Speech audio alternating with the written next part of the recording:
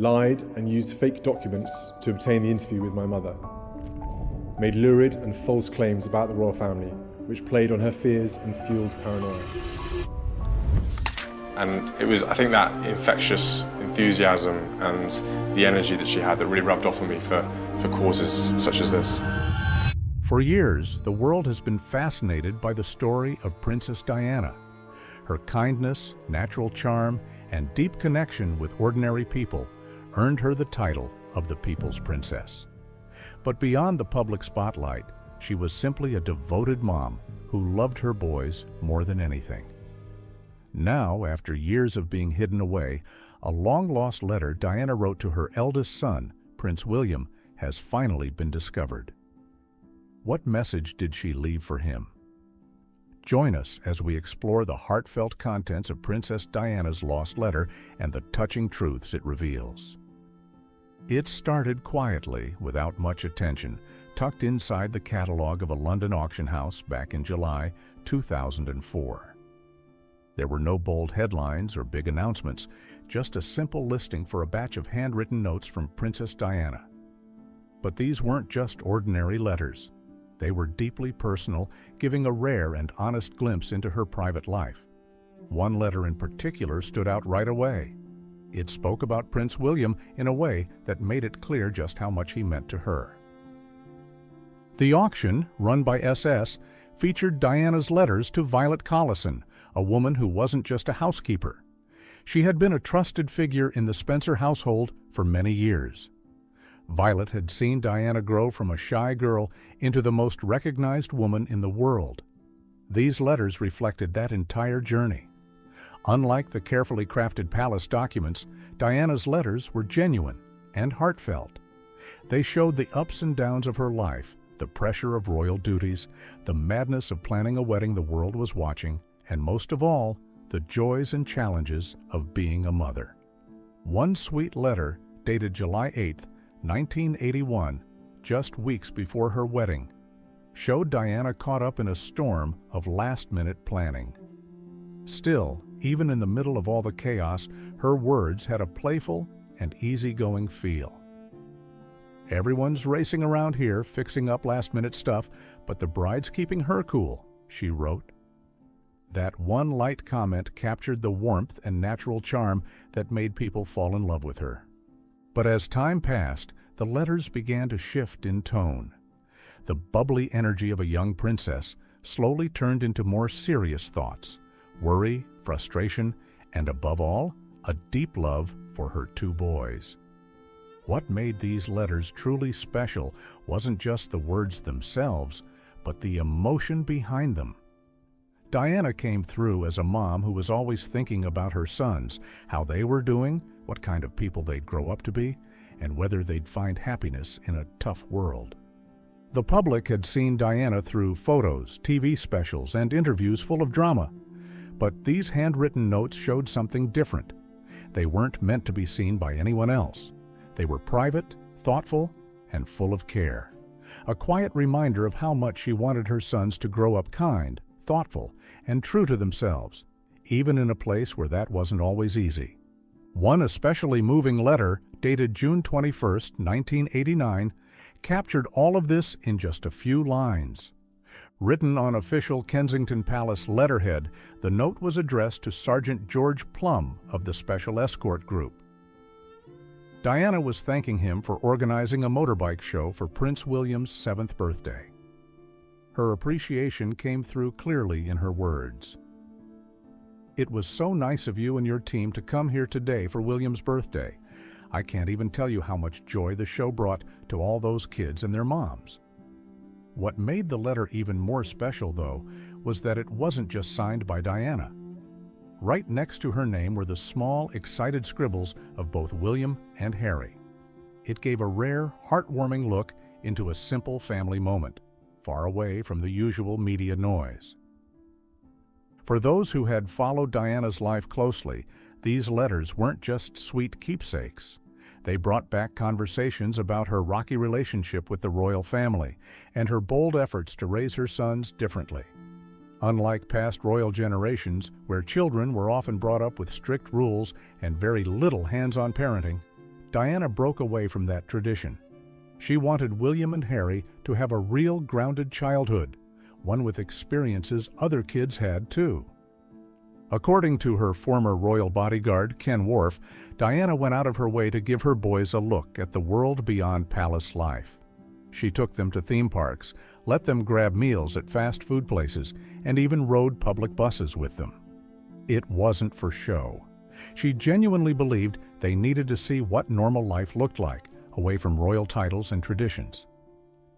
So was Princess Diana really the kind of mother who made sure her boys stayed connected to the real world? All signs point to yes. Diana wasn't just a well-known figure, she was a hands-on mom who wanted William and Harry to grow up with a sense of perspective. She believed that even though they were born into royalty, they should still understand everyday life. She took them on outings where they could meet regular people and learn from real experiences, helping them avoid growing up inside a bubble. At the same time, Diana was incredibly protective of her sons. She knew how overwhelming the media could be. To help ease the pressure, she worked with palace staff to plan photo opportunities at key times, like the boys' first days of school or family holidays. But in exchange, she asked for privacy during their everyday moments. It was a tough balancing act, giving the public what they expected, while fighting to give her sons a peaceful, private childhood. Author Andrew Morton, in his book, Diana, Her True Story, shared how deeply Diana struggled with the media's constant presence. She had lived under its harsh spotlight and knew just how damaging it could be, especially for a child. Her letters about William weren't just casual updates. They were full of heart. They showed a mother trying to guide and protect her son from a future she knew would be both extraordinary and challenging. By the time these letters appeared at auction in 2004, William was no longer a little boy. He was a young man in university, already carrying the values Diana had taught him. Her words, full of love and quiet strength, offered a window into how much of her lived on in him. It came at a moment when the world was still grieving her, only 7 years after her tragic death. The royal family was still finding its footing in the new world Diana had helped shape. And as William stepped further into the spotlight, more and more people began to see him as her emotional heir. But these letters weren't just pieces of history. They were a powerful reminder of what the world had lost. Diana never got to watch her sons grow into adults. She never saw them start their own families or take on causes she would have stood behind. And yet, through these handwritten notes, her voice still echoed, not through polished speeches or official events, but through her own warm, honest words. These rediscovered letters gave people a way to feel close to Diana again. They showed just how deeply she loved William. Diana's legacy as a mother wasn't just about the letters or the photos. It was about the everyday choices she made. Some were bold, others were quiet ways of pushing back against old traditions. But at the center of it all was one clear truth. Before William and Harry were public figures, they were just two little boys with a mom who loved them fiercely. Diana knew that being royal came with heavy pressure. From the start, she was set on giving her children more than titles. She wanted them to grow up with character, empathy, and a sense of the real world beyond palace gates. So did the way she raised them reflect that? Let's take a closer look. Diana's parenting wasn't just different, it was deeply personal. On June 21, 1982, she became a mom for the first time when Prince William was born. She was only 20, but the change in her was immediate. She didn't just take on the role, she dove into it with everything she had. Unlike the royal mothers before her who followed formal customs, Diana chose her own path. She didn't want to be distant, she wanted to be part of her children's lives every step of the way. One of her first quiet rebellions was choosing to breastfeed William, something that hadn't been common in the royal family for generations. She even chose his name herself instead of leaving it to palace tradition. And when it came to day-to-day parenting, she didn't hand the job off to nannies. Diana was hands-on from the start. Her commitment became crystal clear just weeks after William's birth. When Prince Charles had to travel to Australia, the usual plan would have been to leave the baby at home. But Diana said no. She brought William with her, showing the world that no duty mattered more than her son. As William grew older, Diana kept challenging the way things had always been done. Instead of hiring private tutors to teach him inside the palace walls, like royals usually did, she enrolled him in a nearby nursery school. People were often shocked to see a princess doing school drop-offs and pickups herself. But for Diana, it wasn't about appearances. It was about showing up for her child. These small acts became part of a quiet but powerful shift in how royal parenting looked. And it didn't stop there. Diana made sure both William and Harry got to see the world outside of royal life. Their childhoods weren't just filled with formal dinners and public appearances. Their childhood was filled with regular moments, the kind of memories most kids treasure. Diana took them to McDonald's, not because she loved fast food, but because she wanted them to experience what other children did. She brought them on the London Underground, let them enjoy rides at theme parks, and made sure they spent time with people who didn't treat them with formality. These weren't just fun outings, they were thoughtful lessons. Diana wanted her boys to understand life beyond the palace, to see how everyday people lived. Her former protection officer, Ken Worf, shared how carefully Diana planned these moments. She picked the quietest times, kept security low, and sometimes even wore subtle disguises so they could blend in. She wasn't just giving them a normal day out, she was quietly teaching them to see the world through other people's eyes. That lesson in empathy stayed with them, and it became even more powerful when Diana introduced her sons to her charity work.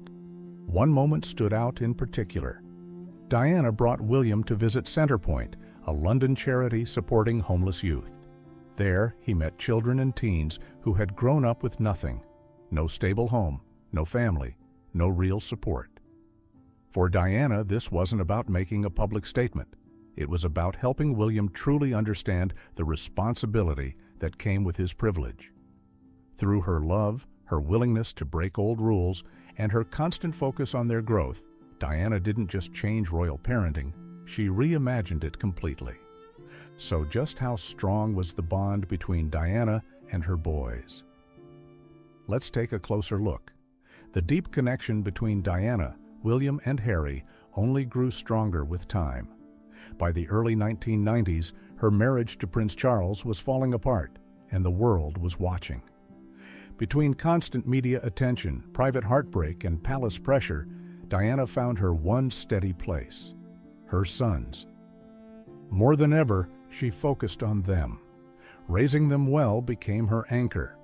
She made thoughtful choices about their education, picking schools that focused on both privacy and emotional care. William and Harry went to Wetherby and Ludgrove, schools known for their supportive environments. But Diana didn't just drop them off and leave it at that. She worked closely with the school staff, making sure her boys had some sense of normal life at school, at least within those walls. When Charles and Diana separated in 1992, co-parenting under the public eye became even harder. Still, Diana stayed deeply involved. She showed up at school plays and sports events, cheering from the sidelines like any proud mom. She even wrote personal thank you notes to teachers and staff, small gestures that showed how much she cared. Many of those notes have since surfaced at auctions, simple but powerful reminders of a mother who never let duty get in the way of parenting. By 1995, when Diana gave her now famous interview with journalist Martin Bashir, watched by more than 22 million people, the cracks in the royal image were impossible to ignore. Yet even then, Diana's focus stayed the same: her boys. She spoke honestly about wanting to raise them with kindness, love, and emotional strength, putting their humanity before royal rules. It was a rare and powerful moment, a princess choosing heart over tradition. Not long after the interview, Queen Elizabeth II urged her to finalize the divorce, a clear sign that the royal family had reached its limit. According to her former butler, Paul Burrell, Diana was heartbroken. She reportedly felt pushed aside, her voice no longer heard within the royal system. Still, in the middle of all that pain, she found peace in her sons. William and Harry became her steady ground, the reason she kept going, even when everything else felt uncertain. When the divorce was finalized on August 28, 1996, Diana lost her title of Her Royal Highness. It wasn't the politics that hurt her, it was the personal meaning behind it. Without the title, tradition said she'd have to curtsy to her sons one day. She confided this to William, and his response was simple but unforgettable. The 14-year-old reportedly told her, "Don't worry, Mommy, I'll give it back to you one day when I'm king." William never confirmed it publicly, but whether spoken or not, the message reflected the deep love and respect they shared. With her royal duties behind her, Diana turned her energy toward causes that truly mattered to her, helping the homeless, raising awareness about HIV, and pushing for a ban on landmines. Without the monarchy behind her, she represented her own voice, her own values. Even while stepping away from the spotlight, she never stopped writing thoughtful notes to friends, staff, and supporters. And in almost every one, there was always a mention of her boys. She shared how proud she was of William's gentle spirit and Harry's endless energy. She spoke of her hopes for their futures and her worries about the pressure they'd face. Diana knew she couldn't control what lay ahead, but she believed she could help shape it. Through her love, her decisions, and her words, she left William and Harry with something far more valuable than titles or traditions. She gave them empathy, courage, and the strength to become their own men. Her parenting wasn't about duty or appearances. It was about being present, tucking them in, writing notes just for them, and telling the truth, even when it was hard. She showed them what it meant to be loved without conditions. As the public watched the royal marriage fall apart, Diana slowly began to share more of her own struggles. One of the most surprising moments came on June 29, 1994, when Prince Charles admitted on national television that he had been unfaithful. Less than a year later, on November 20, 1995, Diana gave her own powerful response in the now famous BBC Panorama interview. During the 38-minute broadcast, she spoke honestly about the pressures of royal life, her mental health struggles, and the deep loneliness she had often felt.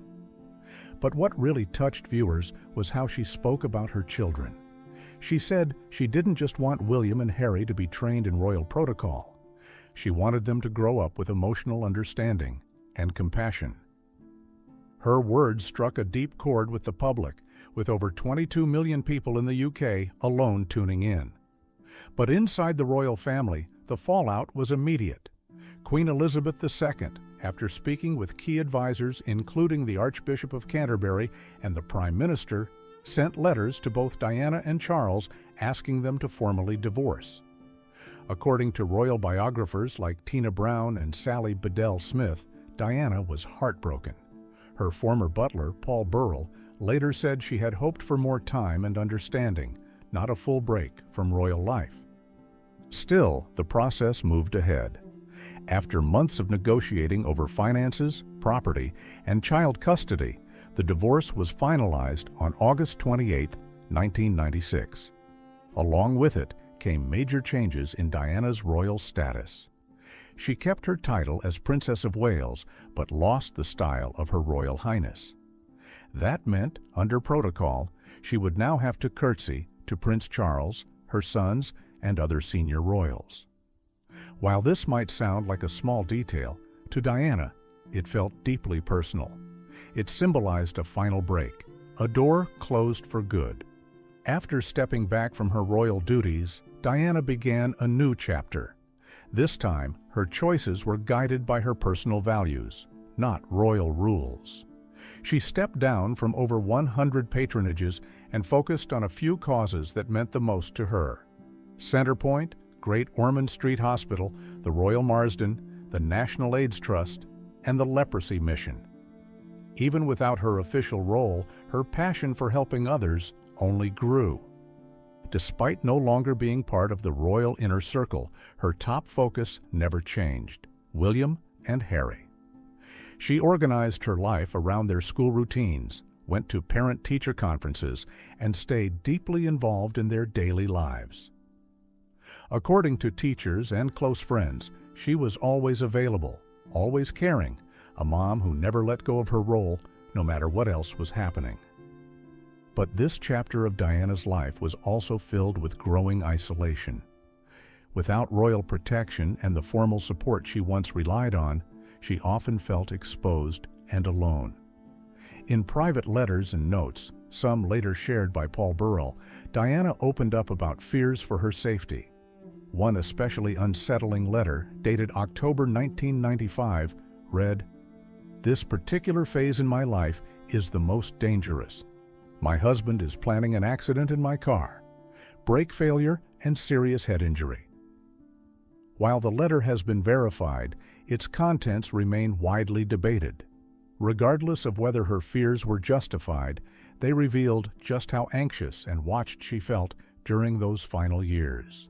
Still, despite the tension and uncertainty, Diana never gave up on trying to help others. In January 1997, she visited Angola with the International Red Cross, campaigning against landmines. The images of her walking carefully through a cleared minefield, dressed in protective gear, became some of the most iconic photos from her later life. It wasn't just about making headlines. It was about showing up for people the world often forgot. Proof of her courage and her drive to use her voice for change. Even in her final months, Diana stayed focused on preparing William and Harry for the life ahead. She wanted them to see leadership not as something to hold on to, but as a way to lift others up.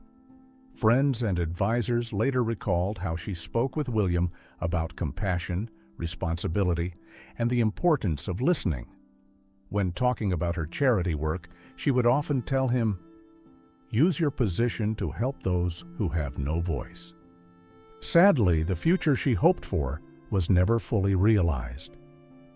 On August 31, 1997, Diana's life ended in a tragic car crash in Paris.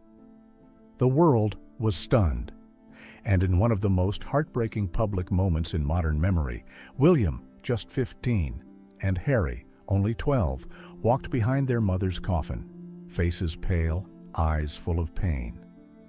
The loss was immeasurable, but her spirit never truly left.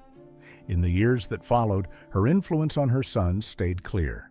In their causes, in their compassion, and in their desire to connect with people, Diana's legacy quietly lived on. What do you think about the powerful message Princess Diana shared with Prince William in her lost letter? Let us know in the comments. And if this story moved you, please like, subscribe, and share it with others who still remember the woman the world called the People's Princess.